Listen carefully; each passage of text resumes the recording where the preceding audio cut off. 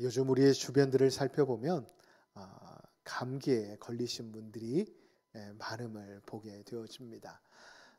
특별히 우리 성도님들도 감기로 인해 길게는 한 달, 짧게는 한 주씩 고생하는 경우들을 보게 되어지는데, 우리가 계절로 가을을 보내고 있는데, 이 가을에 걸리는 감기는 우리의 몸에 유익하다라고 합니다.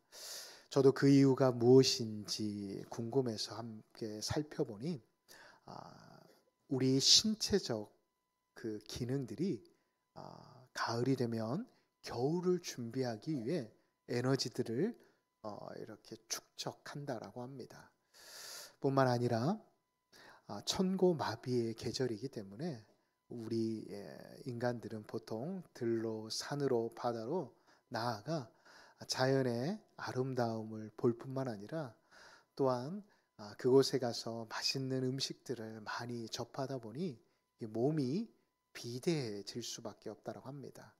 그런데 가을에 걸리는 감기는 우리의 식욕을 떨어뜨려서 우리의 입맛을 자극하지 않는다고 합니다. 그래서 우리의 몸을 좀 더 슬림하게 할 뿐만 아니라 우리의 신체적 건강을 더 이렇게 하게 한다라고 합니다. 그래서 가을에 걸리는 감기는 절대 나쁘지 않다라고 합니다. 우리 인생 또한 마찬가지입니다. 우리 인생에도 보면 삶의 자리 가운데 감기와 같이 쉬이 지나가는 고난과 문제들이 있습니다. 그러나 때론 우리가 예측하지 못한 또한 우리의 힘으로 감당하기 어려운 많은 문제와 어려움, 역경들로 인해 우리가 간혹 넘어질 때도 있음을 보게 되어집니다.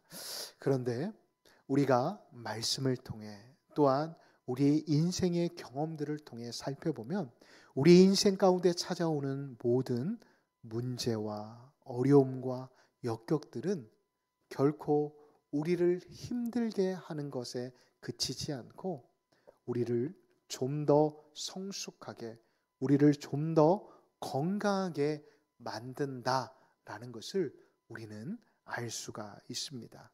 다시 말해 그 모든 인생의 자리 가운데 만나게 되는 문제와 어려움들은 종국에는 우리가 좀 더 하나님이 창조하신 목적대로 하나님이 우리를 만드신 그 이유에 맞게 우리의 모습들이 변화되어지고 좀 더 성숙되어진다라는 것입니다.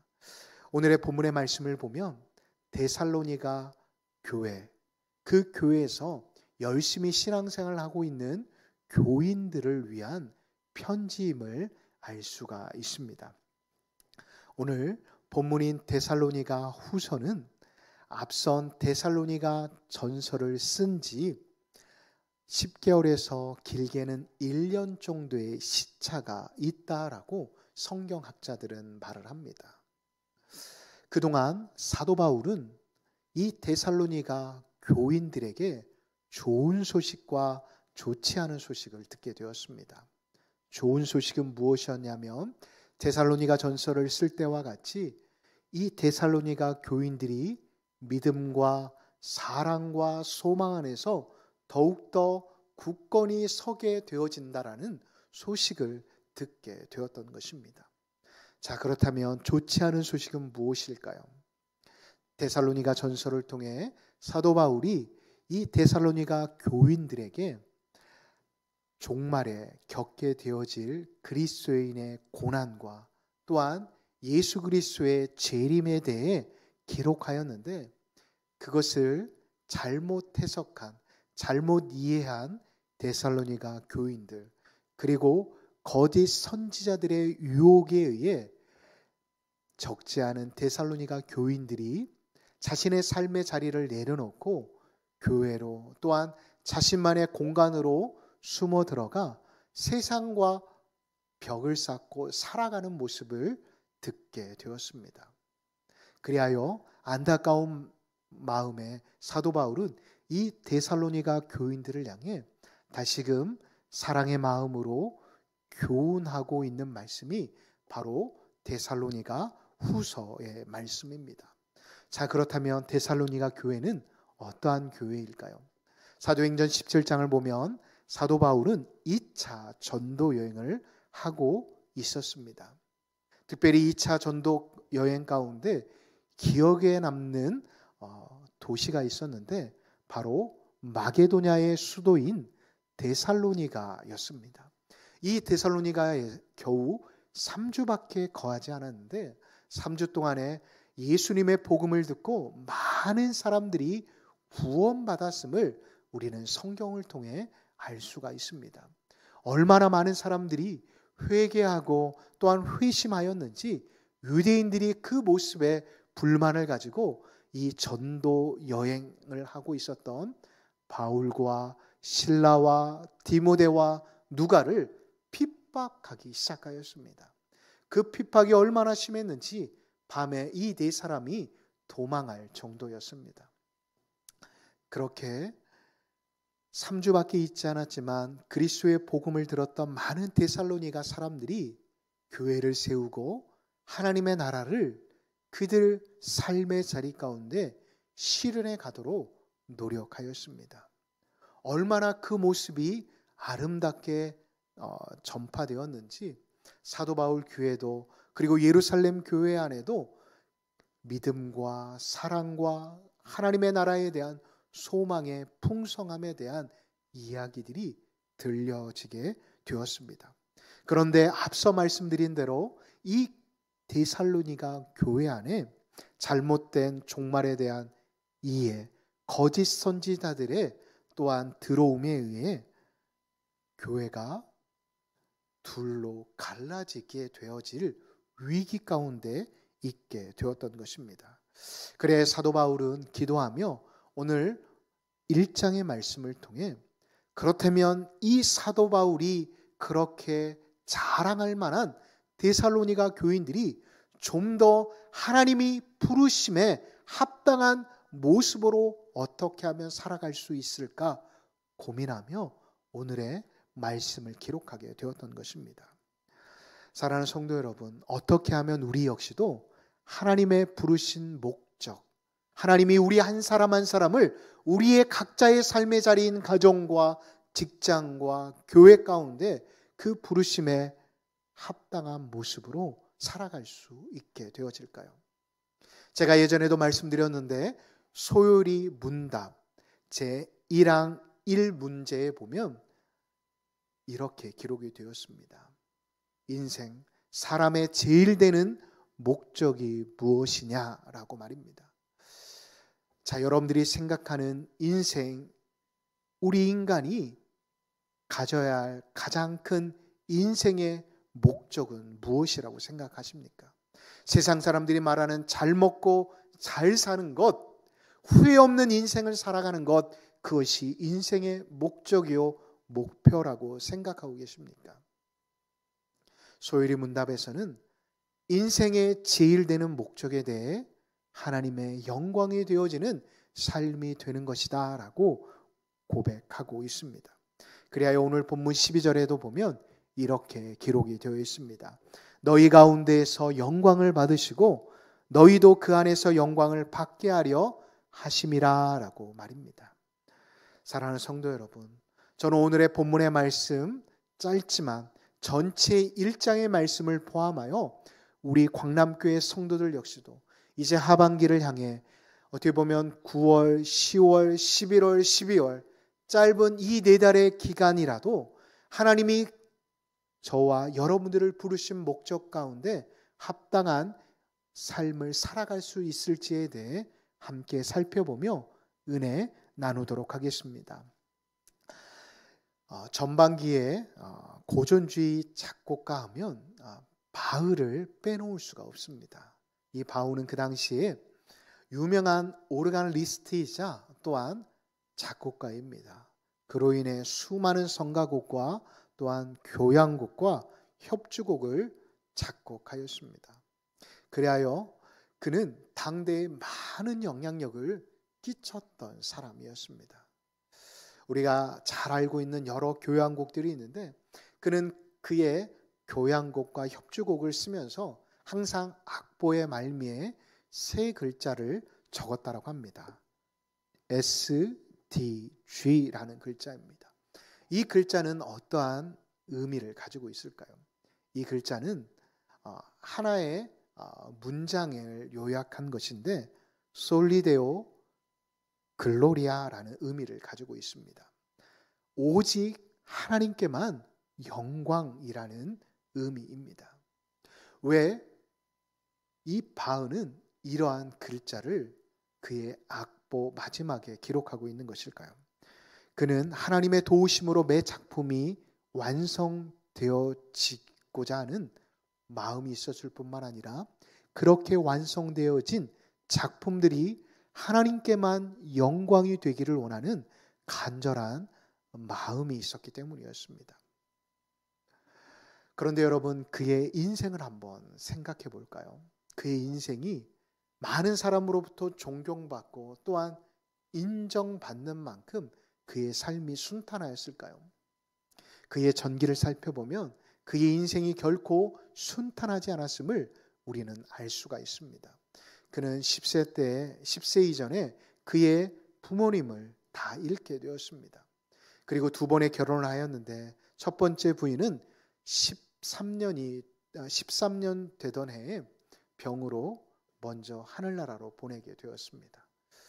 그리고 두 명의 부인을 통해 20명의 자녀를 얻게 되었는데 어릴 때 10명의 자녀들이 목숨을 잃게 되었다고 합니다. 그리고 그의 인생의 말미에는 시력이 나빠졌을 뿐만 아니라 뇌출혈로 인해 몸이 사지가 제대로 움직이지 못할 정도로 힘든 시간들을 보내고 있었습니다.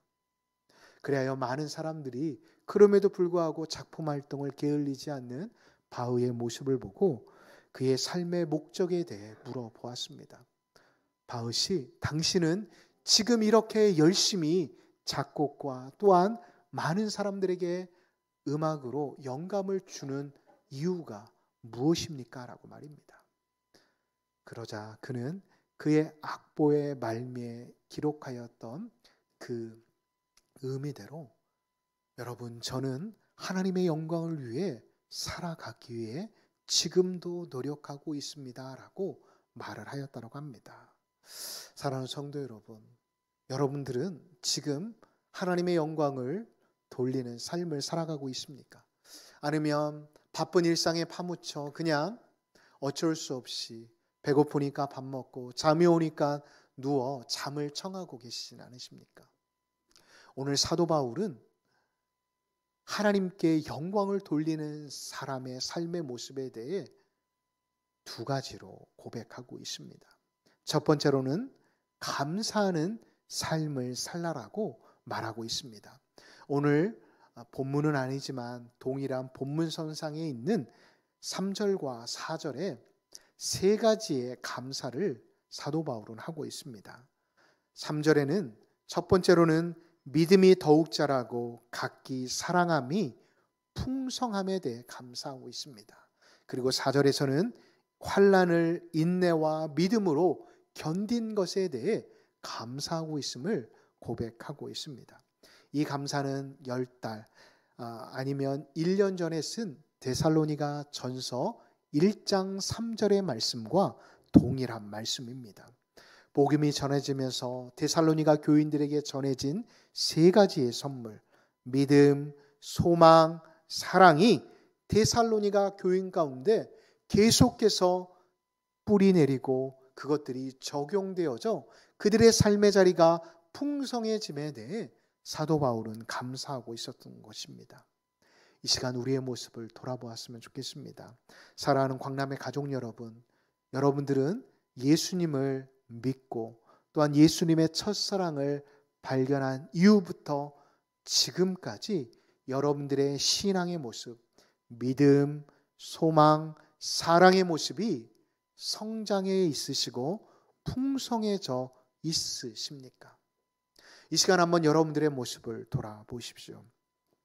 사도 바울은 데살로니가 교인들을 통해 우리에게 이 시대를 살아가고 있는 저와 성도님들에게 도전하고 있습니다.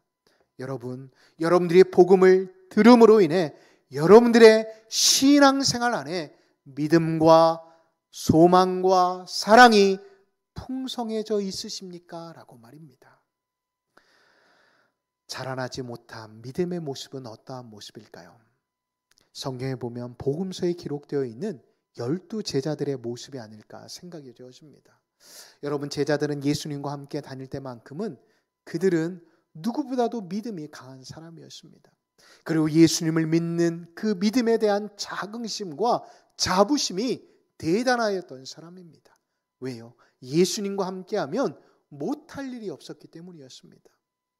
세상의 어떠한 마술사보다, 세상의 어떠한 놀라운 능력자보다도 더 큰 능력을 행하실 수 있으신 분이었을 뿐만 아니라, 또한 그의 말씀은 어떠한 랍비보다도, 어떠한 제사장보다도 놀라운 살아있는 하나님의 말씀을 전하시는 분이셨기 때문이었습니다. 그런데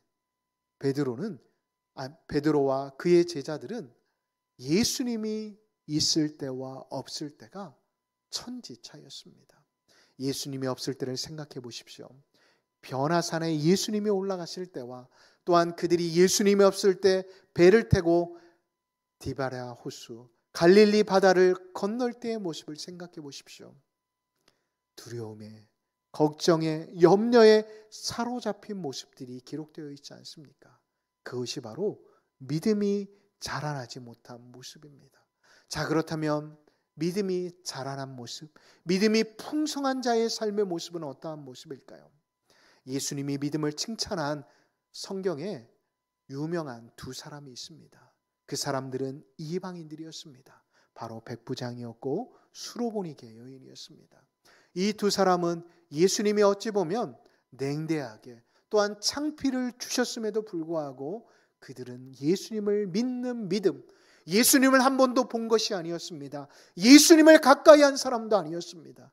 그럼에도 불구하고 그들의 마음 가운데, 신비 가운데 말씀이 새겨짐으로 인해 그들은 예수님을 믿는 믿음의 사람, 그 믿음이 풍성한 사람이 될 수 있었다라는 것입니다. 그리하여 예수님은 이 두 사람의 믿음을 칭찬하셨을 뿐만 아니라 내 믿음이 크도다, 내 믿음대로 될지어다 라고 선포하여 주셨습니다. 사랑하는 성도 여러분, 이제 금년 한 해 앞서 말씀드렸지만 얼마 남지 않았습니다. 저는 우리 광남교회 가족 모두가 각자의 삶의 자리에서 각자가 하고 있는 영성훈련과 또한 우리 교회 공동체에서 함께 예배드리는 공동체의 영성이 커져감으로 인해 여러분들의 믿음이, 여러분들의 사랑이, 여러분들의 또한 하나님 나라에 대한 소망이 커져가실 수 있으시기를 예수님의 이름으로 축복합니다. 여러분, 오늘 본문에 보면 사랑이 풍성해졌다라고 기록이 되어 있는데 우리가 카톨릭과 함께 성경을 보는 공동번역 성경에는 이 풍성해졌다라는 말을 이렇게 풀이하고 있습니다. 무엇보다도 사랑이 두터워진다라고 말입니다. 이 말의 의미는 무엇일까요? 여기서 말하는 사랑은 베푸는 사랑을 말하고 있습니다. 이 데살로니가 교인들은 초대교회 예루살렘 교회처럼 그들은 서로 통용하며 자신이 가진 것을 아낌없이 나눌 수 있는 사람이었습니다. 그러다 보니 그들은 항상 교회 안에 풍성함이 있었을 뿐만 아니라 교회 안에 진정한 그리스도의 사랑이 실현될 수 있었다라는 것입니다. 그런데 안타까운 것은 이들이 가지고 있었던 소망은 조금 안타까운 소망이었습니다. 오늘 본문 이후의 말씀을 쭉 살펴보면 이들의 소망은 단지 예수님을 잘 믿으면 그들의 삶의 자리 가운데 물질의 축복, 건강의 축복, 또한 삶의 자리에 윤택함이 있을 거라는 좀 어린아이와 같은 소망을 가지고 있었던 것 같습니다. 그런데 이제 후에 데살로니가 교인들의 기록들을 살펴보면 이들이 이 데살로니가 후서를 받아든 뒤로는 그들의 소망, 하나님의 나라에 대한 소망은 환난이 다가와도 또한 핍박이 다가와도 그 모든 것들을 넉넉히 이길 수 있을 뿐만 아니라 그것을 혼자뿐만 아니라 교회 온 공동체가 함께 두텁게 그것들을 껴안고 함께 위기들을 어려움들을 극복해 나갔다라는 것을 살펴볼 수가 있습니다. 사랑하는 성도 여러분, 왜 사도 바울은 이렇게 믿음과 사랑과 소망을 강조하고 있는 것일까요? 그 이유는 그것들이 이 세 가지가 우리 안에서 성장되어지고 풍성해져야만 우리는 감사하는 인생을 살아갈 수 있기 때문입니다. 사랑하는 성도 여러분, 무엇보다도 오늘부터 금년 한 해 남은 시간까지 우리의 삶의 자리 가운데 어려움과 시련과 문제가 찾아올지라도 하나님께 감사함을 잊지 않을 수 있는 믿음의 사람들이 되시기를 예수님의 이름으로 축복합니다. 두 번째로는 사도 바울은 하나님은 지금도 일하시는 공의롭고 정의로우신 하나님에 대해 고백하고 있습니다. 오늘의 본문의 말씀은 아니지만 5절의 말씀을 살펴보면 사도 바울은 하나님은 공의로우신 하나님이시다라고 고백하고 있습니다. 5절의 말씀을 한번 눈으로 살펴볼까요? 그 공의로우신 하나님께서는 환난을 환난으로 갚으시고 환난을 받는 우리에게는 참된 평안, 안식을 주신다라고 말씀하고 있습니다. 혹시 예수님을 믿는다라고 해서 가정에서 또한 직장에서 사업을 하면서 예수 믿는다라는 이유로 받지 않아도 될 잘못된 오해나 또한 편견으로 인해 잣대로 인해 피해를 당하시는 성도님들이 계십니까? 그렇다면 걱정하지 마십시오. 공의로운 하나님께서는 심판하실 뿐만 아니라 5절을 보면 그러한 자들은 하나님의 나라에 합당한 자로 여겨주신다라고 말씀하고 계십니다. 제가 한번 질문을 해보겠습니다. 이 자리에 계신 성도 여러분, 여러분들은 하나님의 자녀 또한 하나님의 나라의 주인공임심을 믿으십니까? 아침을 안 드시고 오신 거죠? 다시 한번 질문해 보겠습니다. 여러분들은 하나님의 자녀이심을 믿으십니까? 그리고 하나님의 나라를 유업으로 받으셨음을 믿으십니까? 그렇습니다. 여러분, 우리는 하나님의 나라의 자녀 또한 하나님의 나라를 유업으로 받은 믿음의 사람임을 잊지 마시기 바랍니다. 이 사실을 예수님께서도 산상수훈 마태복음 5장 8절과 10절의 말씀을 통해 10절과 12절의 말씀을 통해 이렇게 말씀하셨습니다. 한번 PPT를 띄워주실까요? 의를 위해 박해받는 자 나로 말미암아 욕먹고 박해당하는 자들은 기뻐하고 즐거워하라 라고 말씀하셨습니다. 왜일까요? 바로 우리가 하늘에서 받는 상이 크기 때문이다 라고 말씀하고 있습니다. 그러나 그 영광을 위해서 무엇도 함께 받는다라고 말씀하시죠. 고난도 함께 받는다라고 말씀하고 계신다라는 것입니다. 그러므로 인해 우리 역시도 복음으로 인해 예수 믿는다라는 이유 하나로 내 삶의 자리 가운데 내가 예측하지 못한 고난이 있다 할지라도 여러분 11절의 말씀처럼 그래 하나님이 나를 오늘도 부르셨구나. 하나님이 오늘도 이 고통의 자리, 이 문제의 자리, 이 어려움의 자리 가운데 나를 부르셨구나. 그 목적의 의미와 사실을 분명히 깨닫고 오늘 하루도 또한 내일 하루도 또한 우리에게 주어질 이번 한 주도 넉넉히 살아가실 수 있는 믿음의 사람들이 되시기를 예수님의 이름으로 축복합니다. 왜요? 하나님은 지금도 믿음의 역사를 이루어 가시는 하나님이시기 때문입니다. 사랑하는 성도 여러분, 하나님은 지금도 믿음의 역사를 이루어 가시는 분이심을 믿으십니까? 아멘. 제가 한 인물을 소개해 드리도록 하겠습니다. 이 사람은 중국의 선교의 아버지로 불릴 뿐만 아니라 무엇보다도 이 한 사람을 통해 중국의 선교의 역사가 바뀐 사람입니다. 이 사람은 여러분들도 한 번쯤은 들어보셨을 분이신데 바로 허드슨 테일러입니다. 이 허드슨 테일러는 믿음의 가정에서 태어나 어릴 때는 부모님을 따라 순수한 하나님 보시기에 아름다운 신앙생활을 하였다고 합니다. 그런데 학창 시절에 이제 식사 기도뿐만 아니라 일상의 삶의 자리 가운데에서도 기도하는 모습에 친구들이 놀리고 또한 따돌림을 하였다고 합니다. 그 모습에 상처를 받았는지 이 허드슨 테일러는 잠시 청소년기에 방황을 하게 되었다고 합니다. 그럼에도 불구하고 그의 부모님, 특별히 어머니는 이 허드슨 테일러를 위해 기도하였다고 합니다. 그럼에도 불구하고 허드슨 테일러는 계속해서 그의 인생의 목적이 잘 먹고 잘 사는 것이었기 때문에 그것을 위해 열심히 노력하여 그는 다른 친구들보다도 먼저 은행에 취직하게 되었다고 합니다.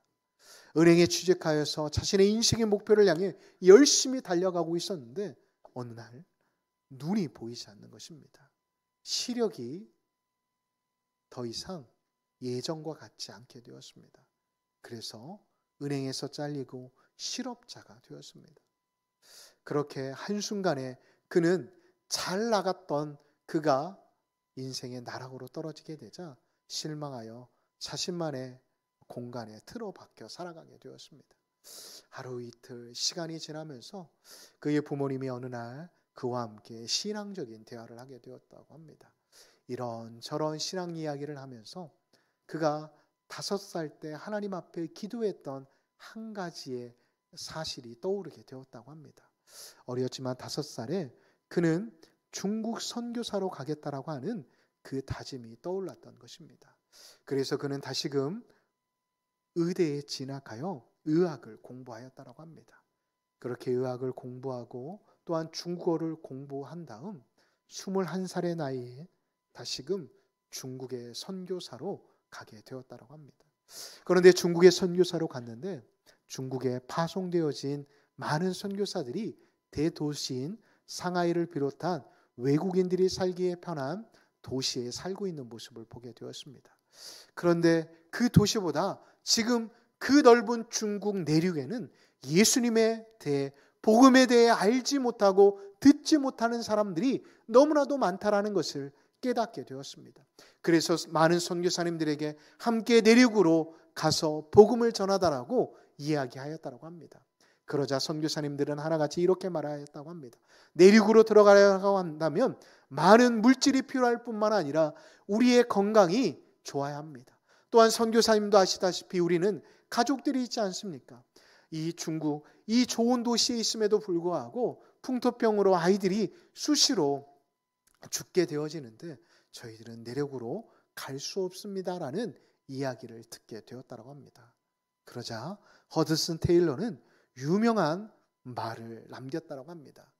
선교사님들, 하나님의 방법대로 하는 것들은 하나님의 사역, 하나님의 방법대로 하는 하나님의 사역에는 하나님의 공급이 결코 끊이지 않습니다라고, 결핍되지 않습니다라고 말을 하였다고 합니다. 그러니 두려워하지 마시고 함께 나아가십시다. 두려워하지 말고 우리가 함께 기도하십시다라고 이야기하였다고 합니다. 그럼에도 불구하고 움직이지 않는 선교사님들을 뒤로하고 허드슨 테일러는 홀로 중국 내륙을 향해 나아갔다고 합니다. 그리고 이렇게 기도했다고 합니다.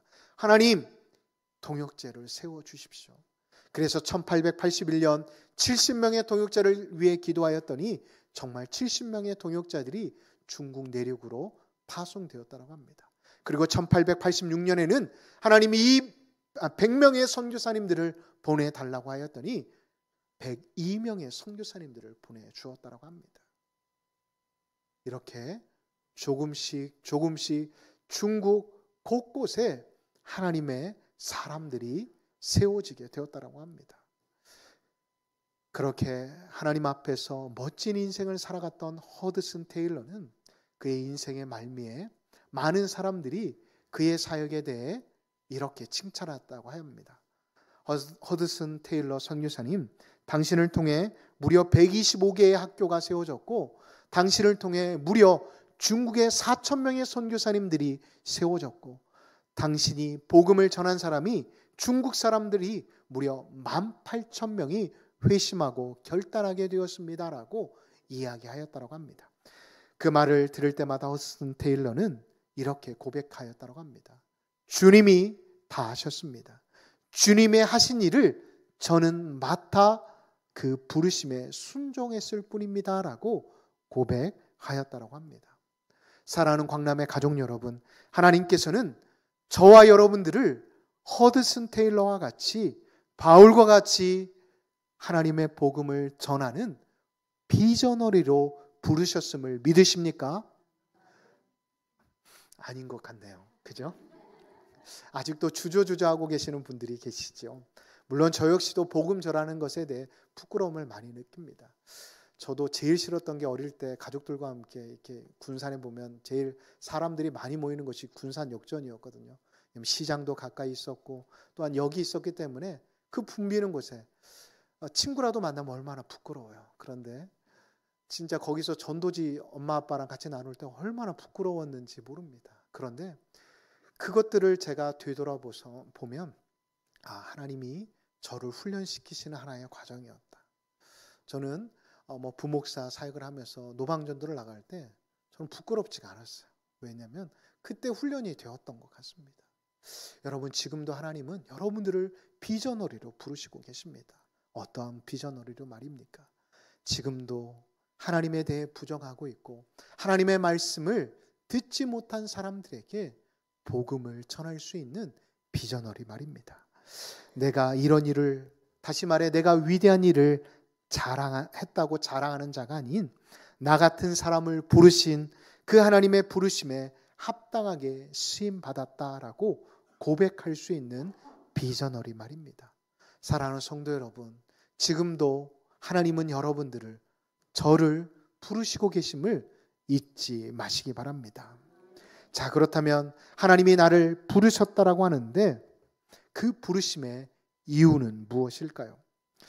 여러분, 전지전능하신 하나님이 저와 여러분들을 부르셨다라고 한다면 우리 인생이 꽃길만 걸어야 하는 인생이 아닐까요? 그런데 우리의 삶의 자리 가운데 왜 한 고비가 넘어가면 또 다른 고비가 찾아오는 것일까요?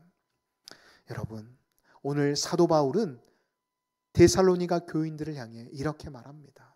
너희들의 삶의 자리 가운데 환난이, 고난이 찾아온 이유는 다른 게 아니다. 하나님의 나라에 들어가기 합당한 자로 하나님이 세우시기 위함이다라고 선언하고 있습니다.